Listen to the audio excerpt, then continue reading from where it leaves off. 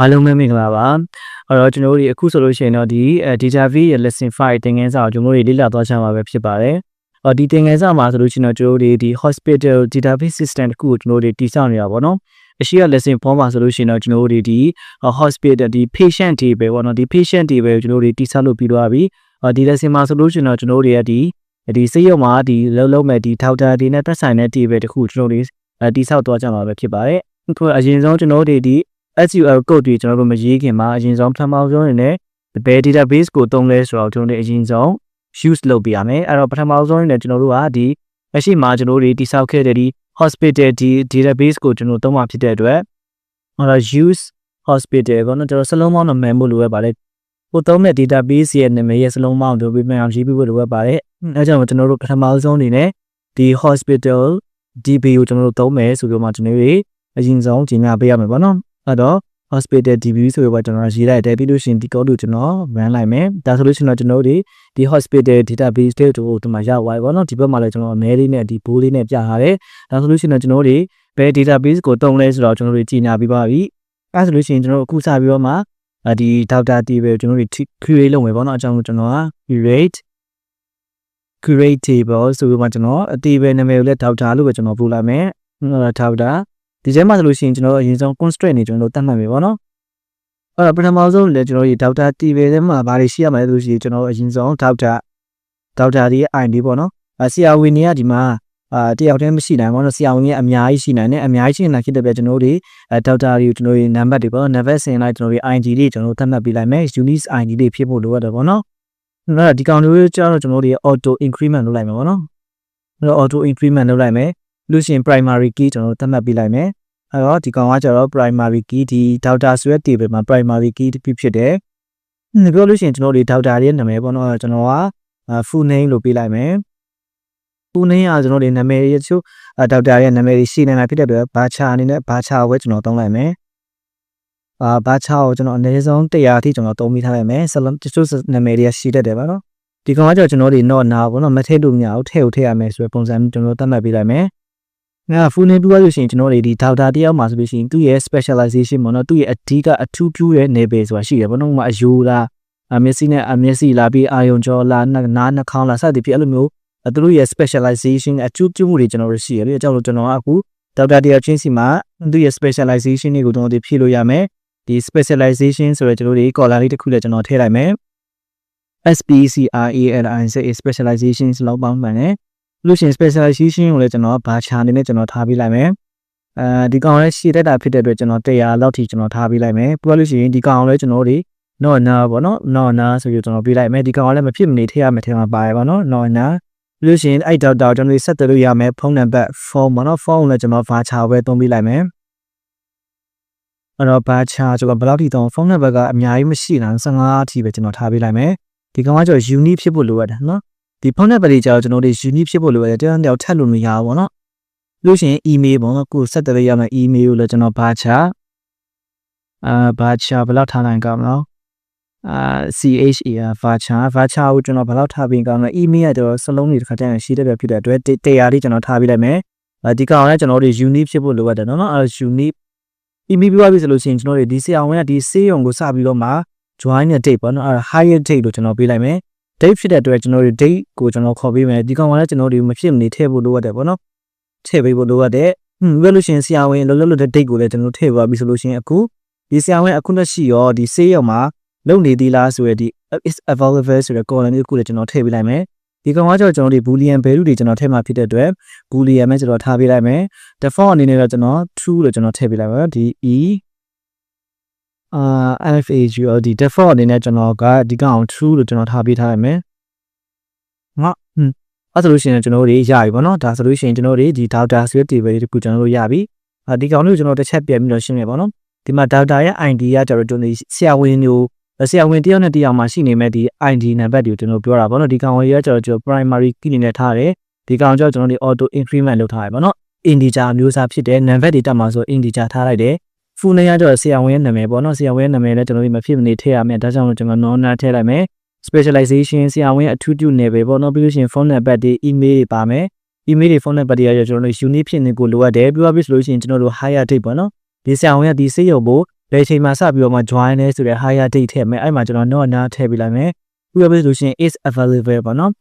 ဒီဆရာဝန်ကအခုလက်ရှိဒီဆေးရုံမှာလုပ်သေးလားမလုပ်သေးလားပေါ့နော်အဲ့ဒါမျိုးအကယ်၍အခုလက်ရှိလုပ်နေသေးရဲ့ဆိုလို့ရှိရင် true ပြမယ်အကယ်၍မလုပ်တော့ဘူးဆိုရင်ဒီမှာ false ပြမယ်ပေါ့နော်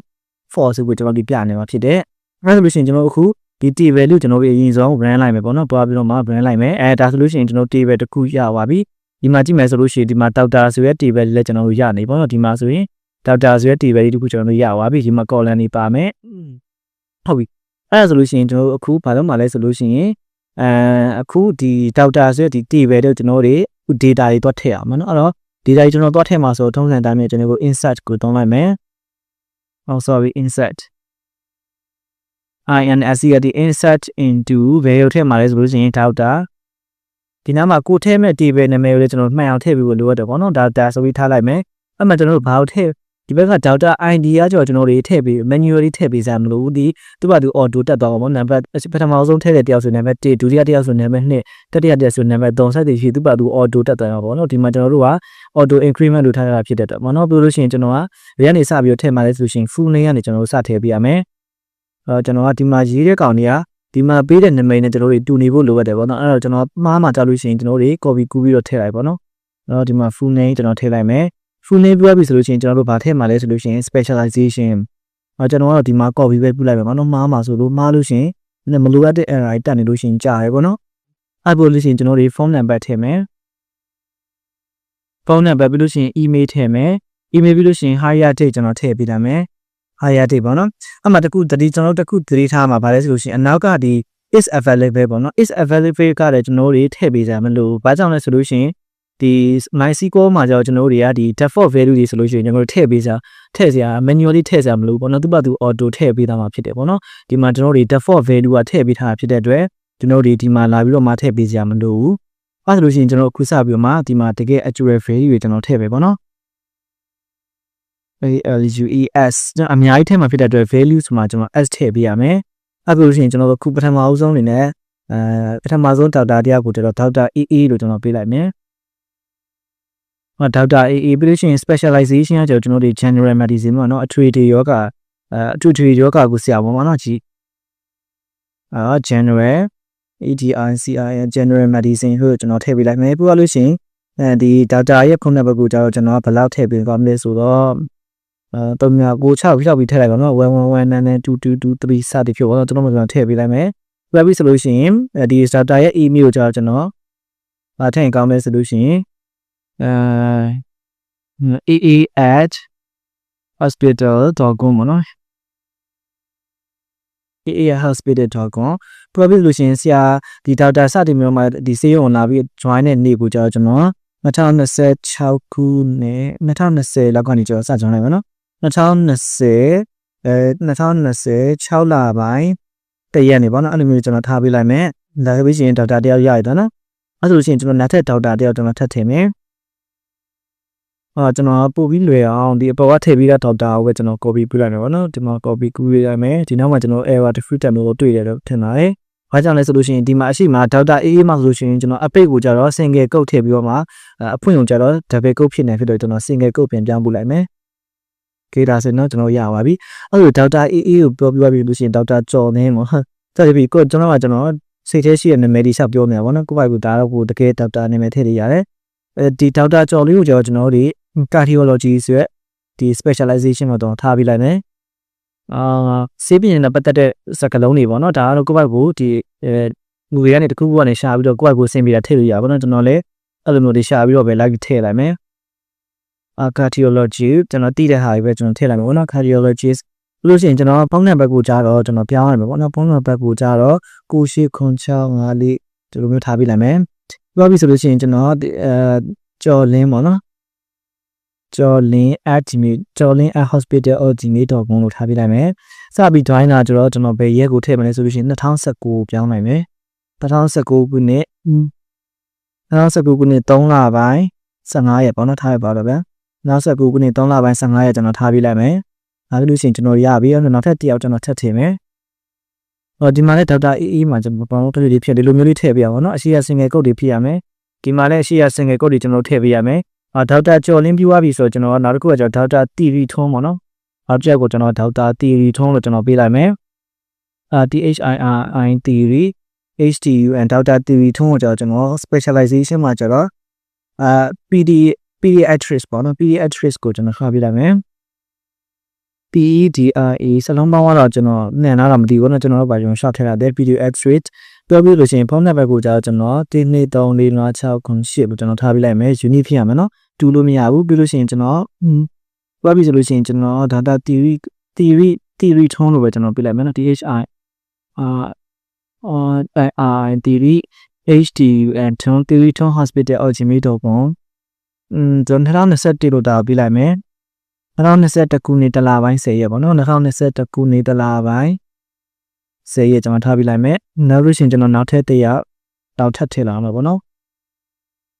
နောက်တစ်ယောက်ကိုကြာကျွန်တော်မင်းစော်ပေါ့နော် data မင်းစော်ကိုကြာတော့ကျွန်တော်ဖေး specialization ဆောင်ရ neurology ပေါ့နော် neurology လို့ကျွန်တော်ထားပြလိုက်မယ်LO ကျွန်တော်မှတော့တခြားမှိုက်တော့NEUROLOG1 လို့ထင်တာပဲ neurology ထားရတယ်ကျွန်တော်ပြေချာတော့မသိပါဘူးပြီးပါပြီဆိုလို့ရှိရင်ကျွန်တော်ဖုန်းနံပါတ်ကိုကြာတော့456 389 21လို့ကျွန်တော်ပေးလိုက်မယ်ကျွန်တော်ကြာတော့ဖုန်းနံပါတ်ရဲ့ဘယ်လိုဖြစ်နေလဲတော့မသိဘူးပေါ့ unit ပြရမယ်ဆိုတော့ကျွန်တော်လက်ရှောက်တော့ထည့်လိုက်တယ်ဒီမှာ main ဆိုhospital.com ပေါ့ဒီဆရာဝန်ကြာတော့ကျွန်တော်2018လက်ကနေကျွန်တော်ကြောင်းထားလိုက်မယ်2018ခုနှစ်8လပိုင်း20ရက်ပေါ့နော်ထားလိုက်တော့8လပိုင်း20ရက်ကျွန်တော်ထားပြလိုက်မယ်အဲဆိုလို့ရှိရင်ကျွန်တော်နောက်ဆုံးတစ်ယောက်တော့ကျွန်တော်ထည့်လာနောက်ဆုံးတစ်ယောက်တော့ကိုဘယ်သူထိုင်ကောင်းမလဲဆိုတော့ဒေါက်တာလှမြင့်ထားလို့ဒေါက်တာလှမြင့်လို့ကျွန်တော်ထားပြလိုက်မယ်လာ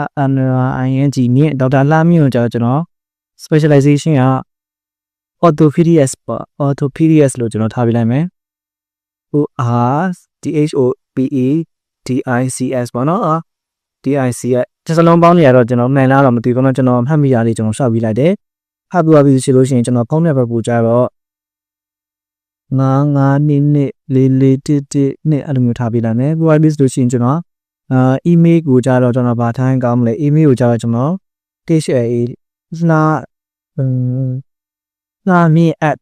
lami@hospital.com လို့ကျွန်တော်ထားပြလိုက်မယ်2022ခုနှစ်မှာ join ပေးလိုက်မယ်2022ခုနှစ်5လပိုင်း5ရက်ပေါ့နော်2022ခုနှစ်5လပိုင်း5ရက်ကျွန်တော်ထားပေးလိုက်မယ်နောက်ဆုံးမှာကျွန်တော်နောက်ဆုံးလိပ်ဆက်နောက်ဆုံး value ကိုကျွန်တော်ထည့်မယ်ဆိုရင် full column ကျွန်တော် semi column လေးကျွန်တော်ထည့်ပြရမယ်ပေါ့နော်အဲ့ဆိုကျွန်တော်ဒီကောင်လေးကိုတစ်ချက် run ကြည့်လိုက်မယ်run ချလိုက်မယ်ဒါဆိုလို့ရှိရင်ကျွန်တော်ဘာ error မှမတက်ဘူးပေါ့နော်ဒါဆို data တွေကရောက်သွားပြီအဲ့ဆိုလို့ရှိရင်ကျွန်တော်တို့ထည့်လိုက်တဲ့ data တွေကတကယ်ရောက်လာမရောက်လာကျွန်တော်ကြည့်ချင်တာဖြစ်တဲ့အတွက် slash မှတ်ကြည့်မယ် slash SELECT all from data လို့ကျွန်တော်ရေးအောင်မယ် slash all from DORS slash all from data ဆိုပြီးတော့ကျွန်တော် slash မှတ်ကြည့်လိုက်မယ်ပြီးရင်ဒီကောင်လို့ကျွန်တော်တစ်ချက် run လိုက်မယ်error တက်နေရပါတော့ slash all from from slash all from data နည်းနည်း error တက်နေရပါတော့ SELE slash wishing all FR1 from မြန်မာလည်းကျွန်တော်ရေးပါ FR1 from slash all from data ကျွန်တော်ဘာလို့မရဆိုတော့ကဒီမှာတစ်ချက်ကျွန်တော်ကြည့်လိုက်မယ် slash all from data ကျွန်တော်မရအောင်ဒီလိုတစ်ချက်ပဲကြည့်လိုက်မယ်ခဏလေးနော်ကျွန်တော် data မှာကျွန်တော်ရေးတာမှားနေတာစလုံးပေါင်းဒီမှာကျွန်တော်ရေးတာက DOCT သွားပြီဒေါက်တာကျွန်တော်ဒီမှာစလုံးပေါင်းရေးတာမှားသွားတယ်ဗောနော်အဲ့ဒီနာမည်အတိုင်းကျွန်တော်ဒီမှာခွန်မရတော့မှာအဲ့တော့ဒီမှာဒေါက်တာဆိုကြလို့ပဲကြည့်လိုက်မယ်နောက်ဆိုကျွန်တော် slash off ဆိုဒေါက်တာလို့ကျွန်တော်ပြန်ကြည့်လိုက်မယ်အဲ့ဒါလို့ကျွန်တော်ဒီမှာကျွန်တော်တို့စနကထည့်ခဲ့တယ်ဒီမှာ DOCT ကျွန်တော်အပေါ်မှာဗောနော်ဒီ table နာမည်ကိုပေးတာကျွန်တော်မှားသွားတယ်ဗောနော် DOCT RS ဖြစ်သွားတယ်ကျွန်တော် table name ပေးတာကျွန်တော်မှားသွားတယ်ဗောနော်အဲ့ကြောင့်ကျွန်တော်စနကဒီမှာဒေါက်တာလို့ခေါ်တဲ့ခါကျတော့ဒီမှာကျွန်တော်မရှိဘူးဆိုရတာပဲပြနေဗောနော်